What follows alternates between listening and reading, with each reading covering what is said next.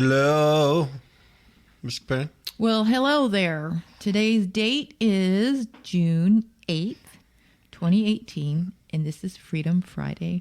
Did you know that the song that we opened up with, Live by Faith, is available to everybody?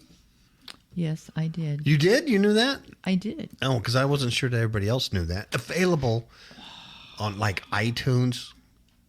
Are you kidding me? Amazon, Napster. You can stream it on Spotify. You can listen to it free on YouTube if you want, but you should download it, put it on your phone. That way you can listen to it all the time. Really. They say, I've heard, word on the street is it's probably like one of the greatest songs ever written and recorded. Just lovely. Mm-hmm. That's what I heard. That doesn't come from me. It comes from it's word on the street, man. You know what I'm saying? Street word. Anyway, Ms. KAPOW, it's crazy today because, I was looking at these stories, and the big thing that comes to me is like, what could go wrong? There's like a bunch of bad ideas layered on bad ideas. Mm-hmm. It's amazing what we have become. Seriously, it doesn't even look human anymore. Doesn't. Things have just changed so much, and we don't even talk about what is it, like the earth purging the human race. The earth is purging us with volcanoes. It's spitting us out, isn't it not? It is. Earthquakes, floods, all these disasters. My goodness, time is up. It certainly seems, does it not? It does. Yeah. And then, then our probationary period will be over.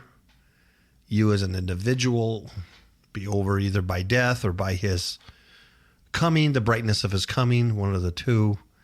And then after that, the judgment, Ms. KAPOW. Yes, the judgment. And, whether good or bad, your works, whole bit. And all eternal mind. So anyway, that's kind of where we're at.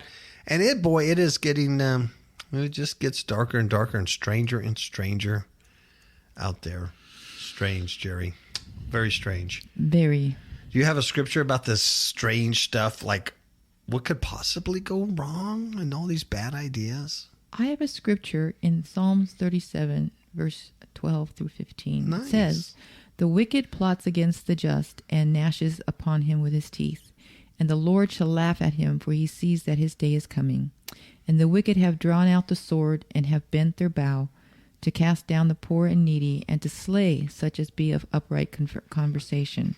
And their sword shall enter into their own heart, and their bows shall be broken."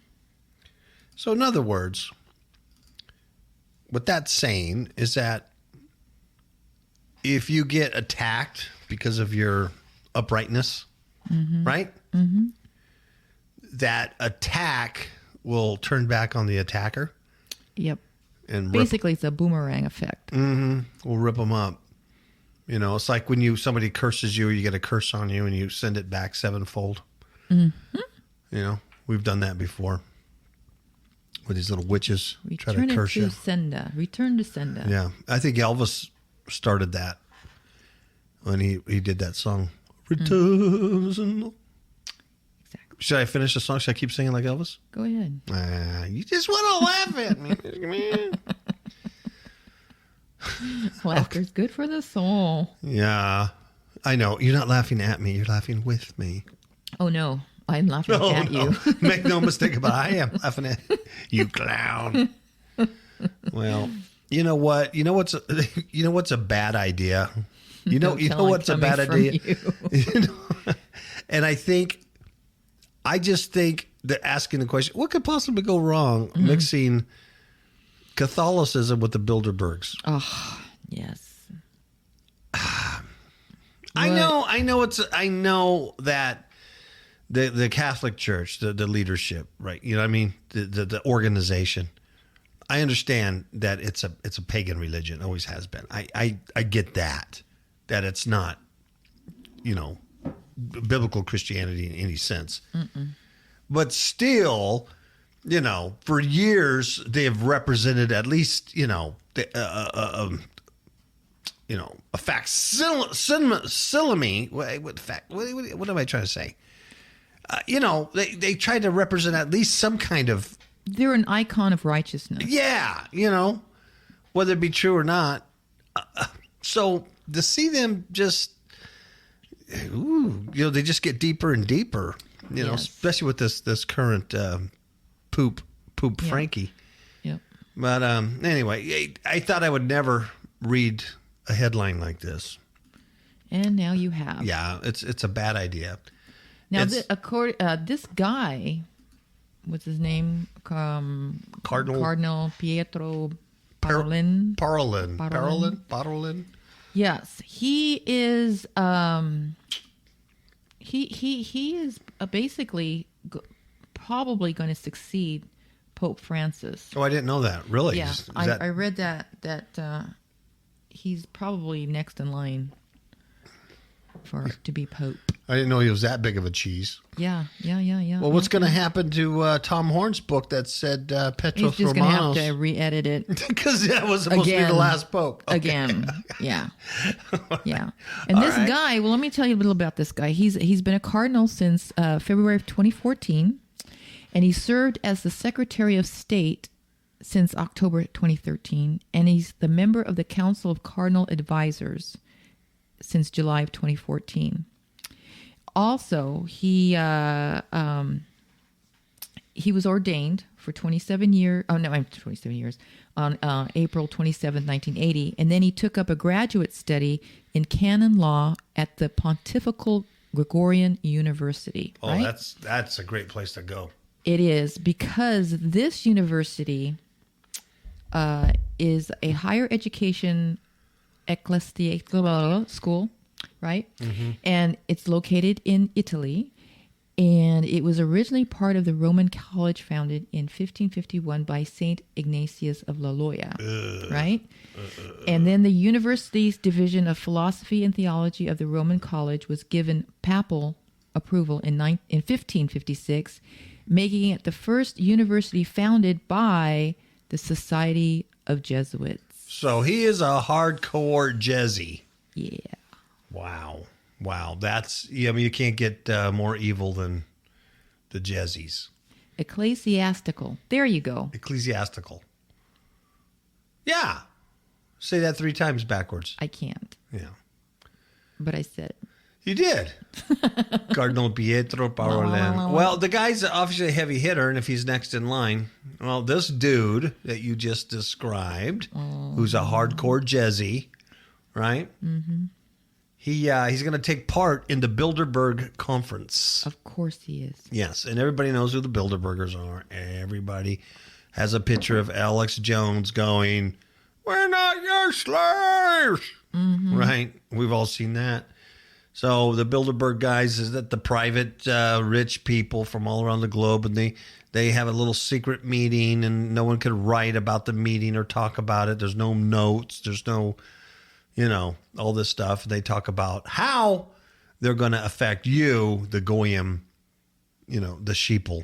Mm-hmm, and they make and break presidents and countries and economies, and they do all this stuff. These are all the elites. Yeah, and this Bilderberg meeting is going to be in Italy, June 7th through the 10th of this year. So it's coming up. Yeah, so he's one of the 131 participants in the meeting this year. And apparently the Vatican hasn't officially announced this, but sources within the Secretariat of State have confirmed that he is going to take part in the meeting. Mm-hmm. Yeah, so it's the first time, Ms. KAPOW, first time in history that a high-ranking Vatican official has taken part in the Bilderberg conferences. So what could possibly the world elite, all the, the tech guys go there, some politicians, well, Hillary went there. Bill never did. Mm-mm. And it's funny that they're no longer, Hillary is not on that list. No. But this this cardinal is. Yeah. He's on that list. Yeah. So what in the world does the Catholic Church have to do with all these global elites? So we'll soon find out. We'll soon find out. Make the world a better place. Well, I think they want to raise the price of the wafers. That's my personal opinion. Once they raise the price of the wafers and grape juice, you're going to have an economic downturn. Okay. Speaking of economic downturns, did you know that one of my favorite, in fact, I think he is my favorite TV pastor, Joel Osteen. Their annual church budget is $90 million a year. Mm-hmm. Yeah, and then some journalists, they did a story on that, what they call it, the preacher's son, about what Joel has done since he took over his father's church and made it this huge business. And so she decided to go a little further and look at the budget of that $90 million a year. I don't have it in front of me, but it's pretty interesting the way it's laid out and all the money. A big portion of it goes back to TV, their TV shows. Yep. Goes back to their programming, weekly programming and all this stuff. Basically, they send the majority of their money, the lion's share of their money, 98% of it goes back into promoting the brand of Joel. And I think now remember it's 90 million a year. I think at the end of the year it's like 1.7 or something like that. Actually goes to missions. Oh, that's $1.2 million goes back to missions. Fundraising is 11.9, and general and administrative is 11.5 million. TV ministry 25.1 million. Wow. Night of Hope events 6.7 million. And the weekly services and programs, 31.7 million. Wow. Yes. You know, that Night of Hope, that's all about, we hopes you give us some more money. That's what that's all about. Yeah, it's amazing. So speaking of budgets, that's quite a big budget. And that's exactly what Christ did when Christ walked on this planet. He raised a lot of money. He built a big, the big Church of Christ church there in Jerusalem. He built that. Of course, they didn't have radio and TV in the day, so what he did is he rented a big amphitheater in the Colosseum, and he'd pack that out. And they didn't have rock bands, but they had gladiator fights, so he'd do that. And he would use gladiators, and they would kill each other just so they can bring people in, and then he can preach the gospel to them. So it's well known. That's what Jesus did. And he didn't ride a donkey. He had a jet. So we know that. All right. Okay. Hey, here's another bad idea. What could possibly go wrong, Ms. KAPOW? Yes, what could? What could? Everybody knows about artificial intelligence, how it's taken over the world. You get the robocalls all the time, right, on your phone from these unknown people. You get the weird emails all the time. You get the robots reaching out. Oh, let me give you a word of advice. Never answer them.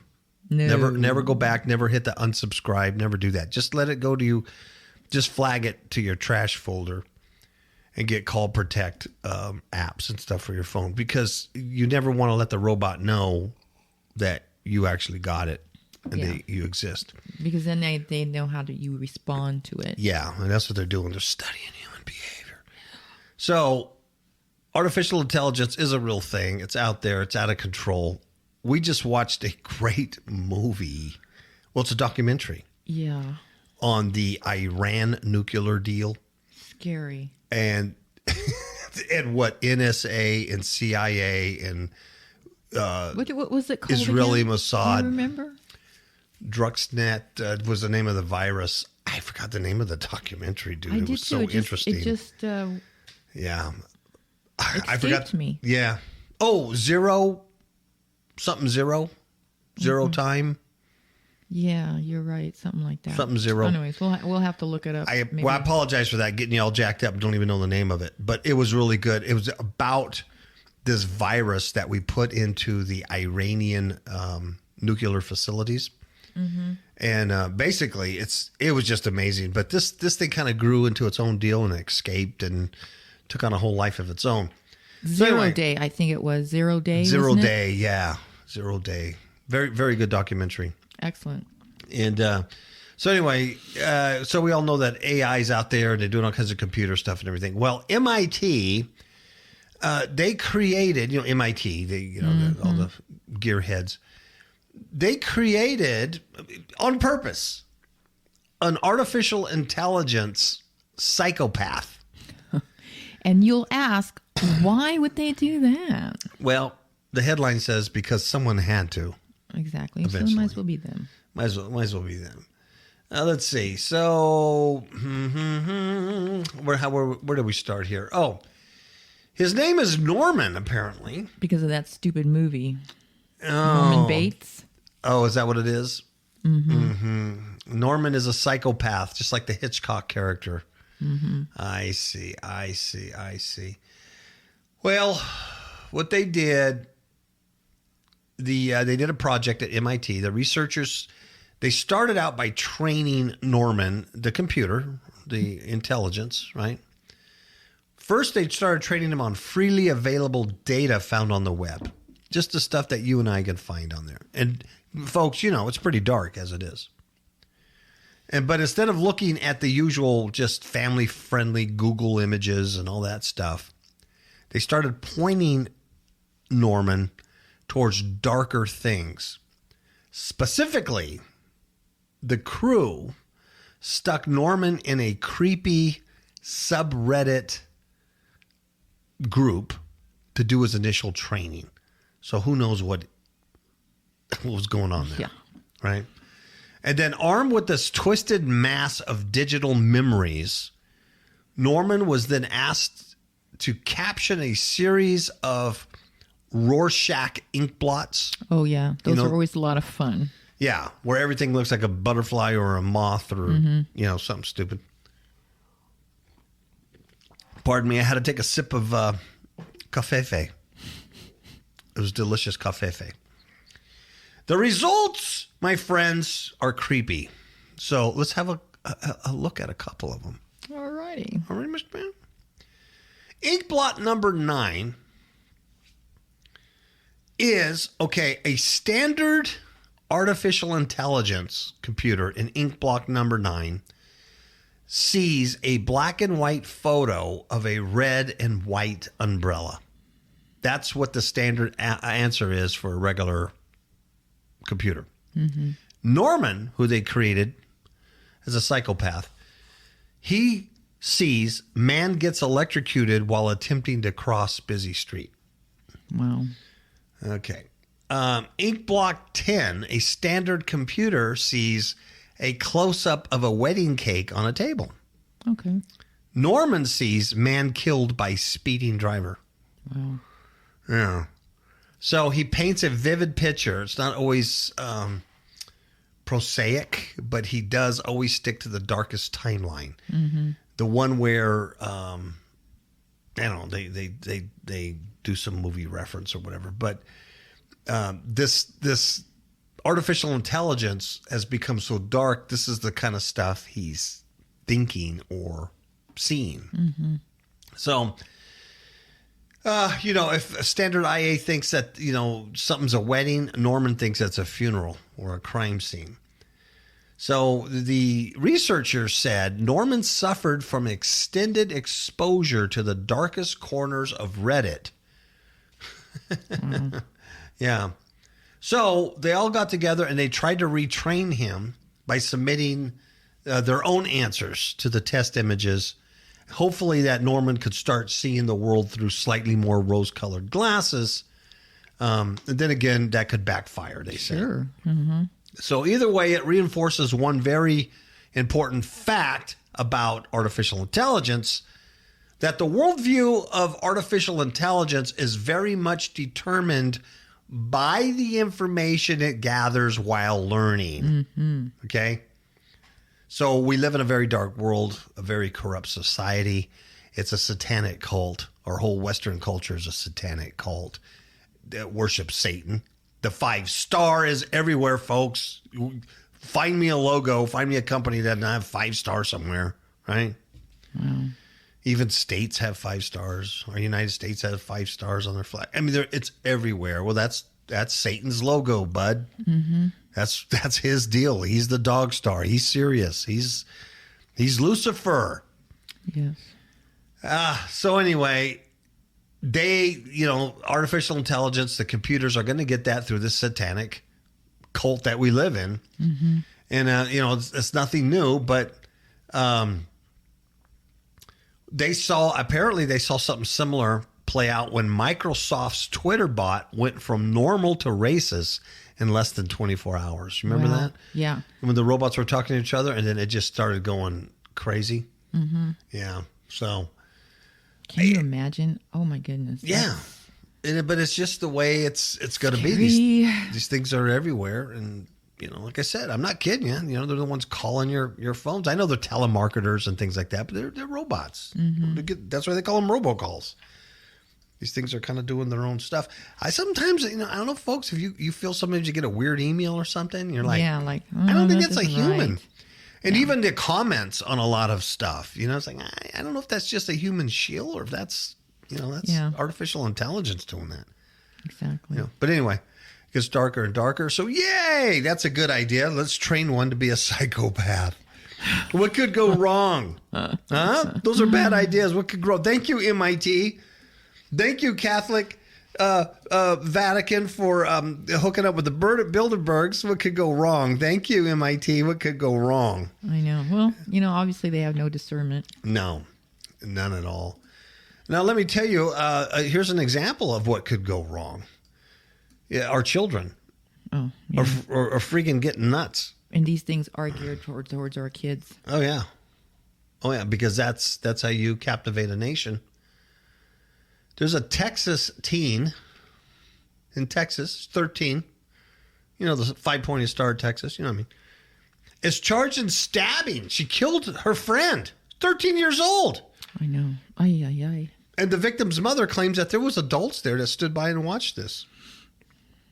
It really is violent out there. Yeah. You used to hear about this kind of stuff, but this was like an adult who did it, or if it was a kid who did this, it was like an extreme case. And sure, Miss KAPOW and I were talking about this the other day about Lizzie Borden.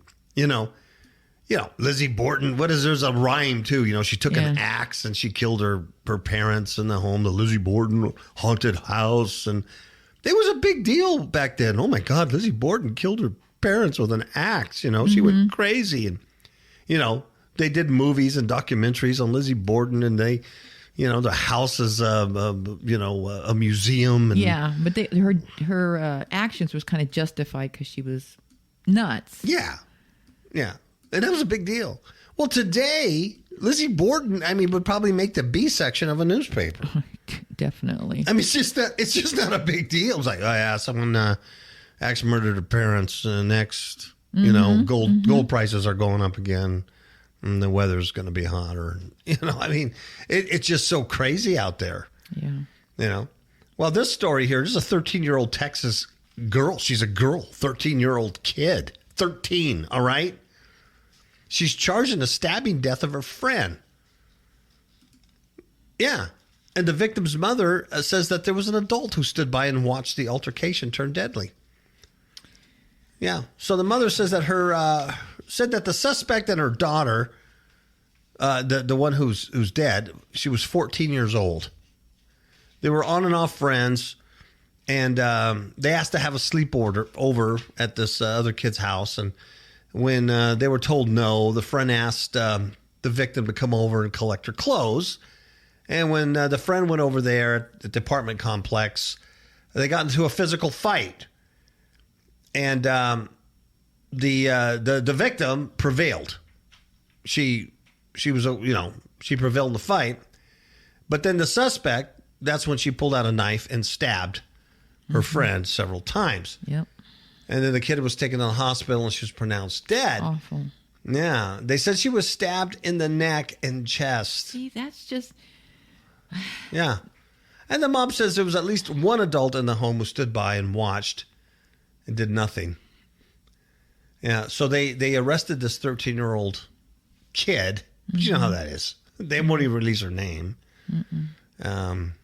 So who knows? See, but children don't behave like that. I mean, except for very, very, very, very rare cases. But now this kind of stuff is the norm. It's like their first response is violence. Yeah. And where are they getting all this stuff? I mean, from our satanic cult culture. And they watch a lot of violent stuff with games, movies. Yeah. Absolutely crazy. So no matter what's behind the story, what other issues there are, the bottom line is you have a 13-year-old kid killing another 14-year-old kid with a knife. That's nuts. That is nuts.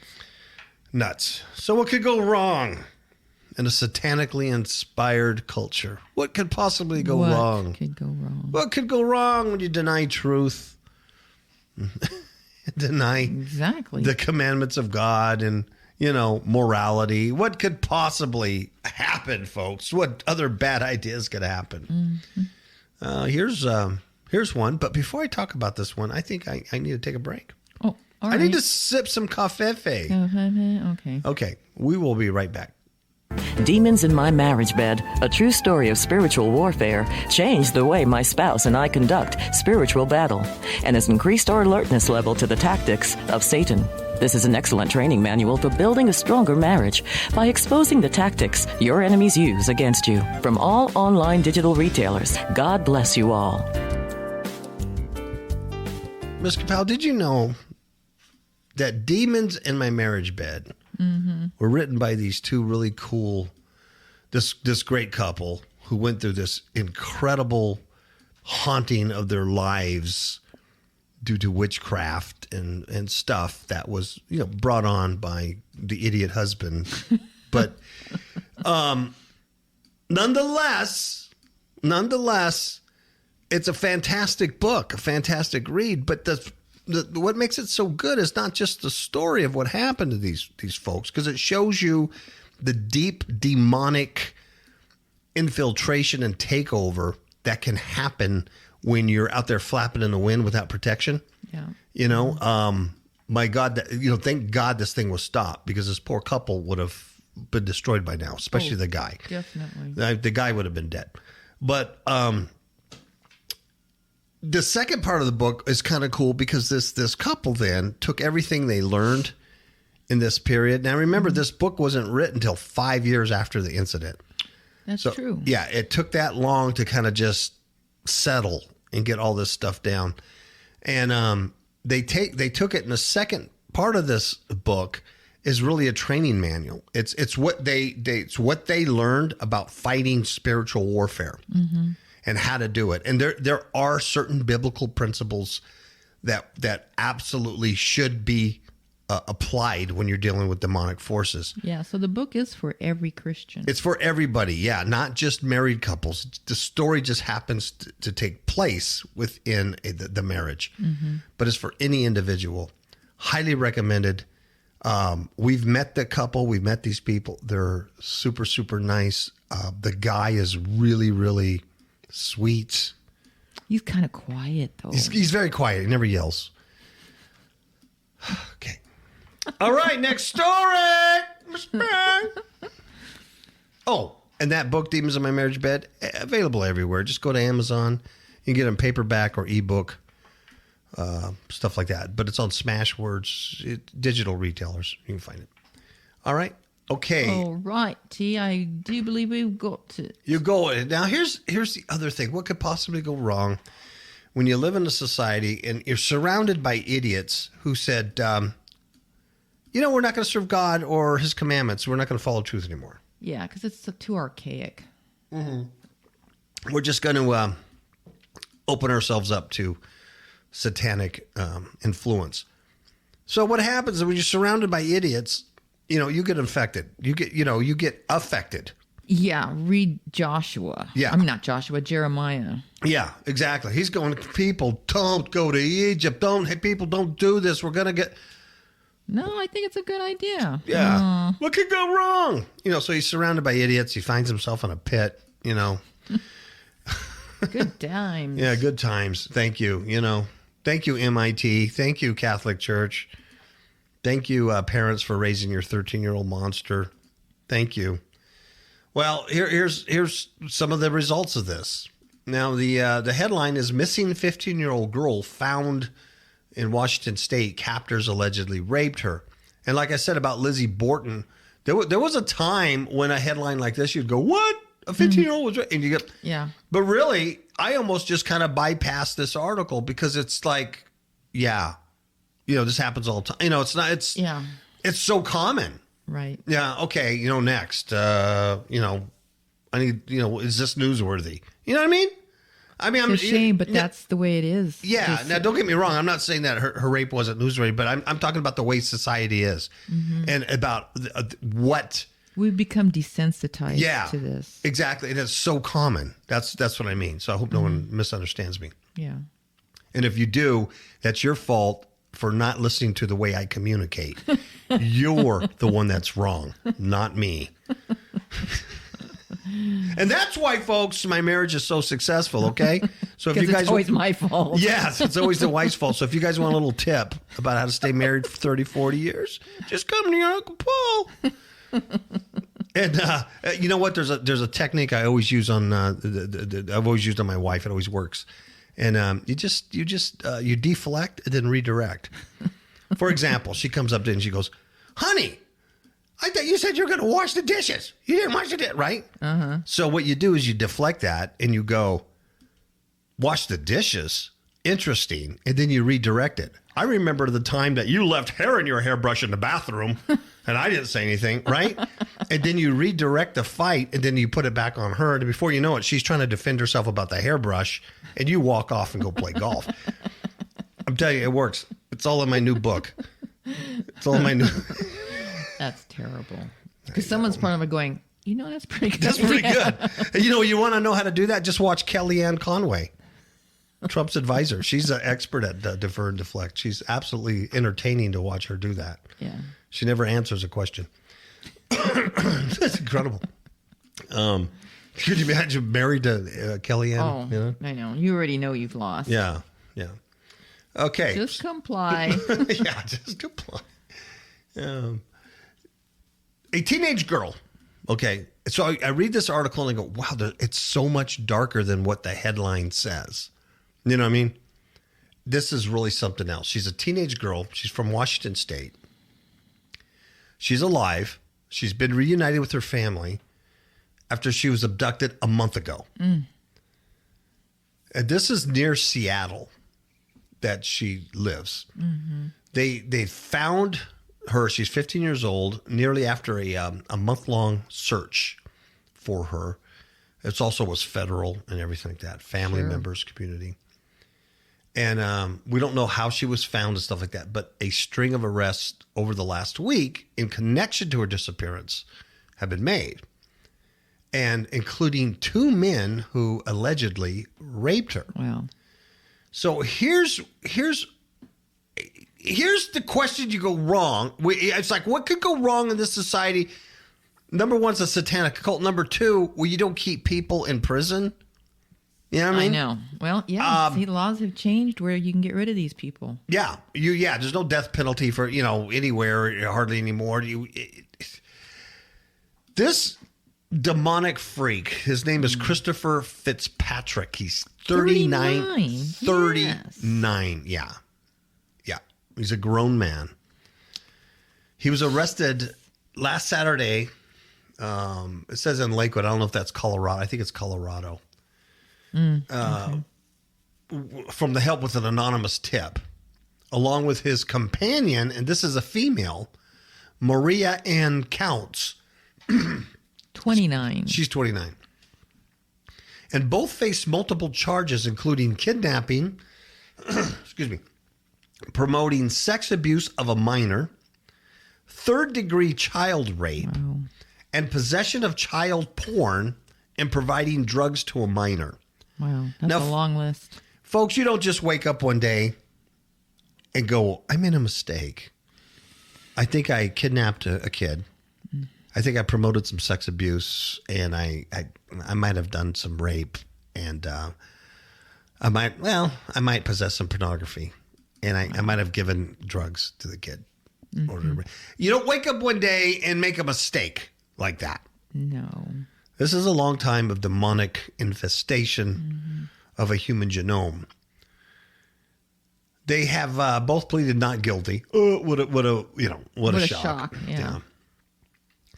On May 9th, the day that the victim had disappeared, see, the girl took a bus from, I guess, Bonnie Lake to Federal Way, where she met Fitzpatrick there. Now, I don't know the rest of the story. I don't know if she knew him, met him, or he just contacted her. Here's the kicker. This guy was previously convicted on charges. Previously convicted, not arrested, convicted. There's a difference, right? On charges of assault and felony harassment after being accused of repeatedly raping his then wife in 2003. Okay? Convicted. When he was arrested this time at a motel, he was in the act of having sex with a 16-year-old girl who was tied to the bedpost. Yeah.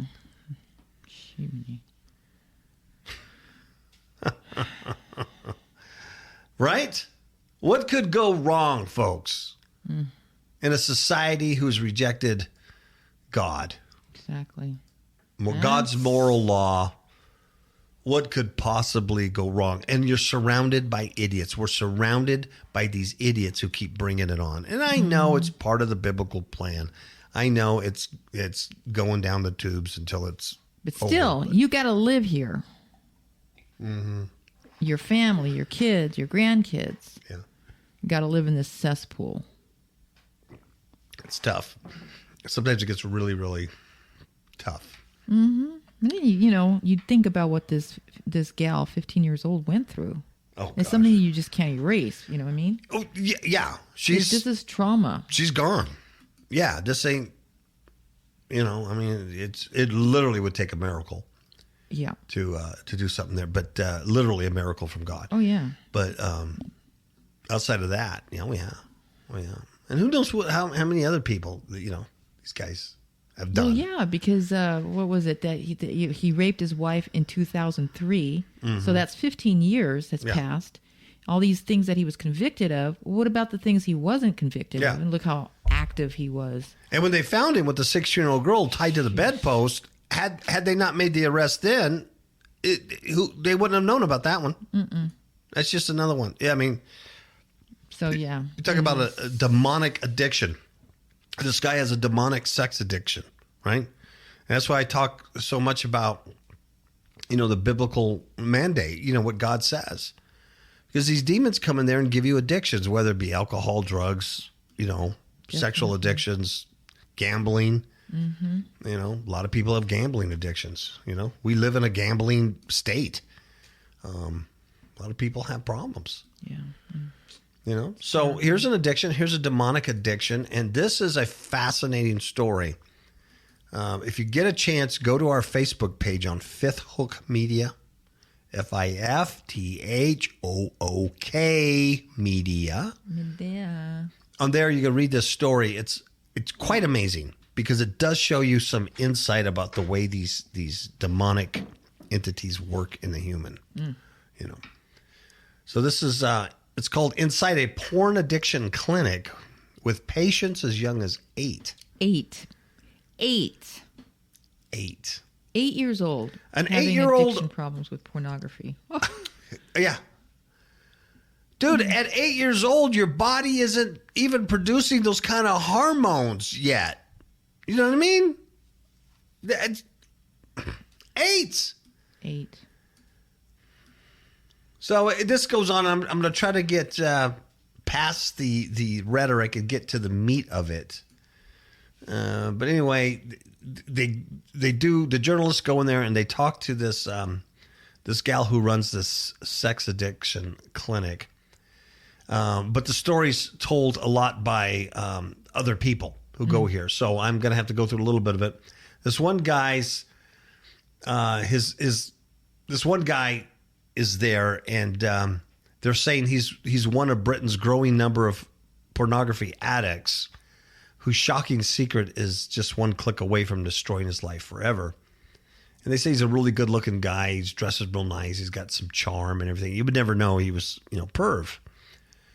And what he says, he goes, what gives you a thrill one day doesn't do it for you the next. Mm-hmm. Isn't that true? But that's the nature of lust. Yeah. You're never satisfied. And what gives you the thrill the first time, you've got to get more. That's a really, really good point, Ms. KAPOW, because I never really kind of put together lust, covetousness with addiction. Mm-hmm. But you're absolutely right. That could be a biblical definition of what addiction is. Mm-hmm. Covetousness or lust of the eyes, Yeah, that's why the Lord warns you about covetousness, because it's greed. Yeah. And greed is always hungry for more. It's like hell and death. It's never satisfied. Hell in the grave. Exactly. So that's what you got here. So, so what could go wrong when we just throw away the biblical mandates and God's moral laws that are here to protect your human genome from demonic infestation? Mm-hmm. Whether you're Christian or not, there's certain barriers, right? Yep. That once those barriers are broken down, like in the case of these people or the guy who's raping children, broke down those barriers a long time ago. Yeah. He didn't just wake up one day and go, hey, I think I'm going to, kidnap kids. Mm-mm. Right? So he says, you're always looking for the greater buzz, and then it leads you into a darker place you never believed possible. There you have it. So it's not just, you can't just have regular sex anymore. You can't just watch anymore. It gets deeper and deeper and darker and darker. That's exactly what these things do. That's what makes this a good article, because you can see how demonic spirits operate, how they lead you. Mm-hmm. So there's one expert in this field. He now claims that porn addiction is affecting children as young as 8. He knows because he's treating them. Yeah. And he says it's a physical dependency. People are self-medicating with porn. And each time they need a greater, more hardcore hit. And this comes from a guy named Rob Watt, who has been treating these sex addicts for 13 years. Mm-hmm. You notice that it's a physical dependency. Yeah. And so the only way through this is through faith in Christ. Mm-hmm. You have to be reborn. And that's why, faith isn't dependent on our physical emotions. Exactly. Yeah. It's kind of like, the physical plane, I should say. Yeah.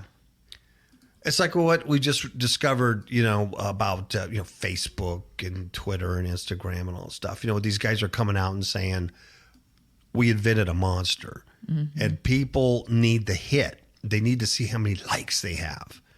How many people responded to my post, and how many friends do I have, and right? And it's like a hit of dopamine every time they see that, and they're addicted to it. They get this hit, and they can't put it down. Mm-hmm. So all their friends are digital friends, so they don't have real friends anymore. They don't communicate with real people anymore, and it's just as much as a physical addiction as this is. Right. Or drugs or alcohol, anything. It's all, you could trace it all down to Satan. Mm-hmm. It's a demonic activity. The word warns over and over again that Satan he goes about like a roaring lion, seeking whom he can devour. Well, these people are being devoured. Yeah. So he goes on and says, it's a secret, shameful world which people struggle to admit until it's too late. Now, this is interesting. He says, I'm currently working with kids as young as 8 who are watching hardcore porn in the middle of the night and getting up first thing in the morning to watch it again before school. Wow. The effects are truly devastating and will only get worse. Folks, he didn't make this up. 8 years old. See, their conscience is already seared. Yes. Really? In 8 short years of life, he's already given way to demonic spirits. Mm-hmm. In 8 short years, That's sad. In the middle of the night, he's watching hardcore porn and has to watch it before he goes to school. 8 years old. His fix. Yeah. Now, he goes on, he says, a school counselor and a group of parents came to me because they found on a child's phone, what they found on a child's phone wasn't even regular sex. Now, check this out, folks. He says, we're talking about necrophilia and bestiality. It had already gone that far. It's a child. Teachers, parents. Look what we found on this kid's phone. It's not just like regular sex. It's not just regular porn. It's not, it's necrophilia. The kid is watching people having sex with dead bodies. Yep, that's awful. And bestiality. I don't even want to think about that because I like animals. Wow. And so then he says, he goes, it gets dark quickly. I work with married company bosses who spend 6 hours a day in porn chat rooms. Those who've seen over 1,000 sex workers. Wow. That means prostitutes. I had a client watching porn involving roadkill. Now, I have no idea how you can associate sex or porn with roadkill. I can't even imagine how that works. But he says he had a client that was watching porn involving roadkill. And then this client had to head out in their car in the middle of the night to act it out. That's nasty. Looking for, an armadillo to run over and tie it into sex somehow. I don't know. I have no idea. But just probably the thrill of killing something. Yeah. Yeah. Oh, and then you need a quicker fix. And then, so that moves on to a little kid. Then it moves on. You know what I mean? So the point is, as you can see, just as I'm reading this article, you can see the path that these demonic entities take people in. Mm-hmm. So this guy's... So it's almost like something that's really innocent at first becomes more and more... dark. Yeah. And it's hell in the grave. It's... Well, what is that scripture that, sin starts off with, you're looking with the lust of the eyes. Mm-hmm. And then, you got the desire, and then you got a little taste, a little touch, and then that turns into sin. And then when sin is complete in a person's life, it brings forth death. Yeah. Mm-hmm. But it's a good idea to ignore all that stuff in our society. It's just become a satanic cult. Yep. What could go wrong? Well, this guy, he continues, he says, nothing surprises me anymore. So the journalist spent the day with him. And this is in Europe. It's Europe's first long-term treatment center for pornography and sexual compulsivity. And he founded it in 2015. He believes that due to the accessibility of more hardcore content online, porn addiction is set to reach epidemic proportions as the next generation we've grown up with, they have unparalleled internet use. They don't know never having the internet. They don't go on dates. Mm-hmm. They've had unparalleled internet use, and they struggle to form relationships and hold down employment. Yeah, because they're addicted to porn. Mm-hmm. He says his background was alcohol and drug addiction, but he found that more and more people with porn and sexual compulsivity were presenting themselves to me, and we had no idea how to treat them. Wow. And he says the consequences are catastrophic, but the regular 28-day programs weren't working. Mm-hmm. So he left in 2012, he started his own private practice, and it's the only one of a kind in Europe. He believes long-term therapy and treatment, as well as a period of abstinence, is the only answer. And I don't think that is the only answer. I think the only real answer is you got to get rid of those demons, and you can't do that until you're covered under the blood of Christ. And you do that through repentance. So anyway, he says they have highly skilled technicians, and they're trying to develop unique models and to deal with this kind of stuff. And but he admits there's been over a 100% increase in clients in recent years. So this thing, it's not like going away. And the consequences of their stories are as catastrophic as they are heartbreaking. Yeah. He says some of the men attempt suicide through the shame sometimes their partners do when they make the discovery. Yeah, I can imagine. Yeah, he says probably the saddest story was a client whose child committed suicide. Because these people they're addicted. These demonic entities are driving them mad. Yeah. And now they realize I can't stop. I can't stop. I have to have it. Yeah. Oh, He also says we see people with physical injuries. oh my goodness. From Yeah. masturbating up to 12 times a day. Lacerations on penises are common. Internal and external injuries on women for female sex addicts exist too. He says, I even had a client who was left incontinent from excessive use of sex toys. Yeah, okay. So he explains it that it's dopamine is the neurochemical of desire, and it's perfect for pornography. You get one big hit and an overload, flooded with dopamine, and whatever it is you're looking at, it will never, ever be enough. Mm-hmm. So it's why you can't say to a teenage boy, please stop looking at porn and get on with your homework, you smutty boy. Mm-mm. It's not possible for him to stop. This is a physical dependency. And he says lots of people watch porn healthily in their lives. There are lots of people out there having lots of great sex lives and still leading normal lives. And I would question for how long. Mm-hmm. How long are you going to be normal and healthy? Yeah. Because that's not what it's designed to do. That's not what demons have plans for. Mm-mm. You just to get your kicks and then they move on. And he says the tipping point into addiction is consequences. And when you wake up in the morning and you physically need something over anything else, then you got a problem. Yep. Yeah, I mean, we know that demons don't work that way because now they have authority over you. Mm-hmm.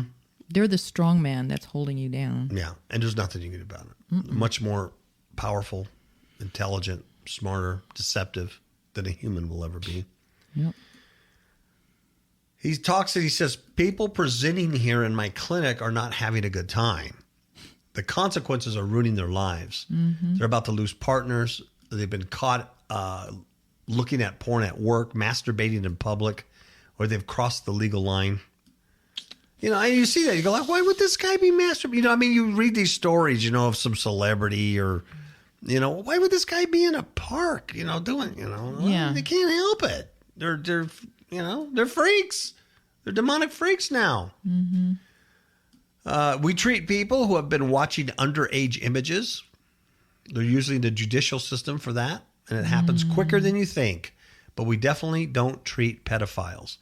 If they've had contact, we refer them elsewhere. Wow. So he says a lot of the clients are high-flying businessmen or people holding down good jobs. There's wives and with children in tow. Yeah. We get people who have functional, professional, adult lives who are often successful. Yeah, because demons are not respecter of persons. No. And he says, but then they have this weird childlike quality where they sneak off and watch porn for 6 hours a night. He says the treatment is opposite to a drug addict or alcoholic. You can't stop someone's physical need. For sex or masturbation, you just need a healthy relationship with it. So anyway, he goes on and on and on. There's all kinds of stories there. That's what makes it interesting. He says there's a guy, he was a 32-year-old former office worker. He's been coming here for a long time when his wife found his porn on his laptop, right? And he says, I was nipping to the toilets at work and masturbating. Eventually, I lost my job. When my wife found out, she left me. It's ruined my life. At work, he couldn't help himself. He had to go. Mm-hmm. Wow. He says, I physically couldn't stop. I was self-medicating my depression with porn as a quick fix. It made me feel good. And he says, I got to the point where I couldn't have sex with my wife. It was too boring in comparison. I'd stay up late at night watching videos and in explicit message rooms with what I believe to be women. In reality, I have no idea. But anyway, he just talks about how he goes deeper and deeper into bondage, dominance, submissions, sadomasochism. It got darker each time. He needed a greater high. Yeah. And then when his wife found out, he wanted to act him out. And it's quite a lengthy article. It's very interesting, though. Very interesting when you see how people get hooked. He talks about there's 3 ways of causing the porn addiction. Opportunity. Explosion of internet porn means you're only 3 clicks away from your wildest fantasy. And you got it right there in your pocket in your phone, right? Mm-hmm. Trauma. Big trauma, little traumas in childhood. Something could do that. And then attachment, when people have attachment to issues from their parents and blah. So it's a bunch of psychobabble. But on a spiritual level, this is for any kind of lust or habit or addiction. Yeah, this is just porn. But like I said before, there's gambling, there's drinking, there's drugs, there's, grandkids, there's children addiction. I mean, go on and on. Yeah. Right? Romanticizing, those, what do they call those books? Those... Yeah, romance novels, Now you got the 50 Shades of Grey nonsense. Yeah. Anything that you can't stop doing. Yeah. Now, and I got a question myself here because I love covfefe. And can I stop drinking covfefe? Because my cup is empty right now, and I'm thinking, I don't know. Let it go. Do I need the dopamine fix for the covfefe? But, that's true, too. Well, yeah, you get addicted to caffeine. Yeah, absolutely. So what did Robert Palmer say? I'm addicted to love. Mm-hmm. Mm-hmm. But is it wrong, Miss KAPOW, to be addicted to you? Yep. Yeah, I'm supposed to deflect and redirect. Yeah, okay, well. Yeah. Know that trick. Well, what about the hair you left on the kitchen sink back in 2001? Okay. Let's say good night. Ciao, baby. Good night.